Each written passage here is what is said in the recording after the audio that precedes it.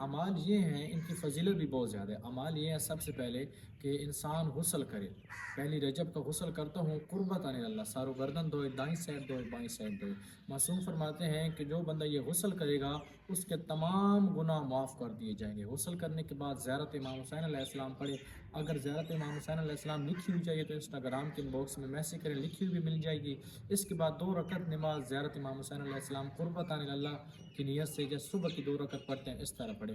یہ آج کے دن کے اعمال ہیں، ان کا بہت زیادہ اجر و ثواب ہے۔ امام موسیٰ کاظم علیہ السلام فرماتے ہیں کہ جو بندہ ماہ رجب میں 1 روزہ رکھتا ہے تو 1 سال کی جہنم کو آگ کو سے دور کر دیا جاتا ہے، اور جو بندہ ماہ رجب کے 3 روزے رکھتا ہے تو معصوم فرماتے ہیں کہ اس پہ جنت جو ہے یہ واجب ہو جاتی ہے، اور رجب کے روزے کسی دن بھی رکھ سکتا ہے۔ زیادہ ثواب جمعرات، جمعہ اور ہفتہ کے دن ہے۔ اگر کسی کے قضا روزے ہوں تو وہ قضا روزے رکھے، اس کو اس کا ثواب بھی مل جائے گا۔